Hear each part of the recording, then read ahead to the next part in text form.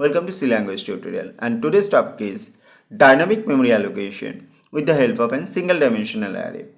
So students, आप लोग जैसे जानते हो what is dynamic memory allocation? Dynamic memory allocation means to allocate a memory dynamically at the time of execution time of a program or run time of a program.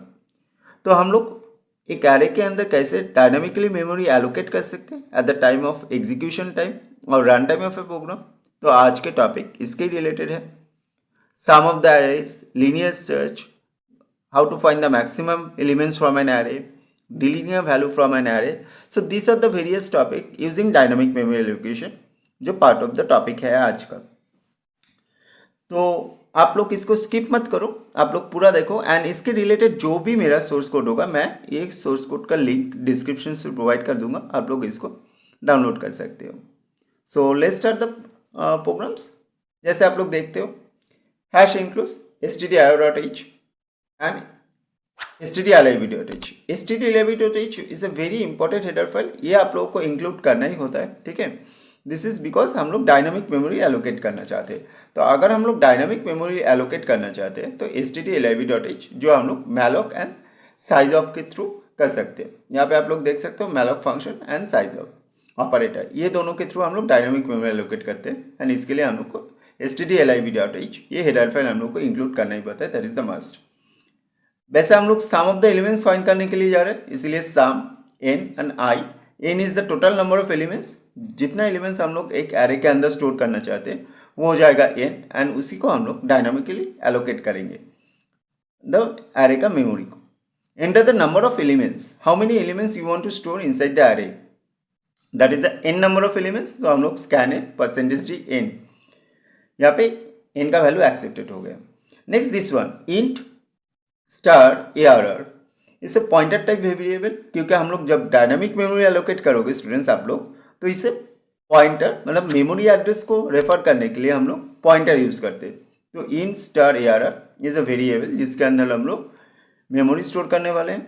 int star malloc and parameter के अंदर size of operator, size of क्या करेगा, ये जो parameter value दिया हुआ है int आप लोग देख सकते हो, ये int का इक्विवेलेंट, इसका ये int एक डेटा टाइप है, इसका जितना भी साइज होगा वो रिटर्न करेगा size of. Size of basically क्या करता है, कोई भी डेटा टाइप का साइज रिटर्न करता है। तो यहाँ पे इन दिस केस ये int का साइज रिटर्न कर देगा। int n, what is int n? int n is number of elements हम लोग जितना स्टोर करना चाहते हैं। से फॉर एग्जांपल हम लोग एक एरे के अंदर 5 एलिमेंट को अगर स्टोर करना चाहते हैं तो साइज ऑफ क्या करेगा, int का इंटीजर जो है इसके इक्विवेलेंट एक साइज रिटर्न करेगा।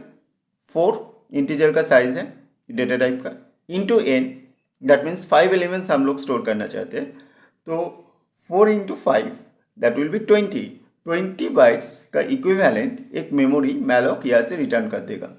साइज ऑफ हम लोगों को 20 देगा, malloc उसके इक्विवेलेंट एक मेमोरी एलोकेट करेगा जिसका साइज होगा 20 बाइट के equivalent and that will goes to arr। तो स्टूडेंट्स आप लोग जब भी प्रोग्राम करोगे डायनामिकली मेमोरी एलोकेट के लिए यूजिंग सिंगल डायमेंशनल एरे, तो ये लाइन आप लोगों को होना ही चाहिए हर एक प्रोग्राम के, that is the basic rules. यहाँ तक आप लोगों का हो गई। नेक्स्ट हम लोगों के पास एक मेमोरी आ गया इक्विवेलेंट टू 20 साइज 20 बाइट्स। हम लोग क्या करेंगे, इसके अंदर वैल्यूज को एंटर करेंगे।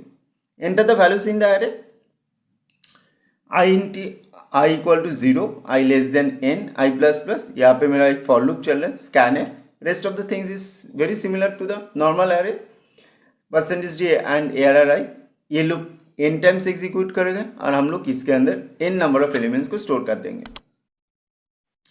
नेक्स्ट हम लोग का आ जाते हैं कैलकुलेशन पार्ट पे। This is our calculation part. Calculation part पे हम लोग को क्या करना है, बेसिकली हम लोग फाइंड करते हैं sum of the values in the array को। Sum of the values in the array करने के लिए हम लोग क्या करेंगे, एक फॉर लूप चला है i equal to 0, i less than n, i plus plus, sum equal to sum plus arri। Again एक एक करके एलिमेंट्स सम के साथ जाके ऐड हो जाएगा, एरे के अंदर जितना भी एलिमेंट्स है सम के साथ जाके सब जाके ऐड हो जाएगा। Next we come out from the array when the condition is false remain, it will come out and it will print the total number of sums, जितना भी मेरा सम हो वो प्रिंट हो जाएगा। तो स्टूडेंट्स हम लोग क्या कर रहे हैं, यहाँ पे अगेन हम लोग malloc यूज करके एक मेमोरी एलोकेट कर रहे हैं equivalent to the size of int into n. Size of operator, it is a operator which is used to return the size of a particular data type. जो यहाँ पे int दिया हुआ है इसके इक्विवेलेंट एक साइज रिटर्न कर रहा है. एंड n क्या है? n is the number of elements I want to store. In this case 5. तो 5 इंटू 4 20.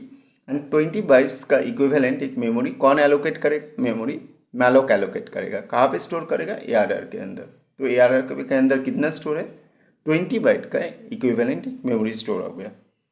एंड इसको ही हम लोग लूप यूज़ करके एज एन एरे हम लोग वैल्यू एक्सेप्ट करते रहेंगे एंड कैलकुलेट करेंगे. तो आप लोग अगर जब भी प्रोग्राम करोगे डायनामिक की मेमोरी एलोकेट करके तो अप टू एक्सेप्ट तक या तो सेम ही होगा. Rest of the thing is calculation part. जैसे आप लोग कैलकुलेट करोगे उसी हिसाब से इसको चेंज करते रहोगे. तो सिंपल सा थिंग है. यहाँ तक याद रखोगे तो आप लोगों को बहुत सारा प्रोग्राम बहुत ईजी हो जाएगा. ठीक है स्टूडेंट्स. तो अगर आप लोग को लगता है थोड़ा बहुत भी ये हेल्पफुल है तो एक लाइक और शेयर ज़रूर कर देना प्लीज़ प्लीज़. एंड इसका रिलेटेड सोर्स कोड मैं प्रोवाइड कर दूंगा. तो आज के लिए इतना ही. Thank you. Bye bye. Have a nice day.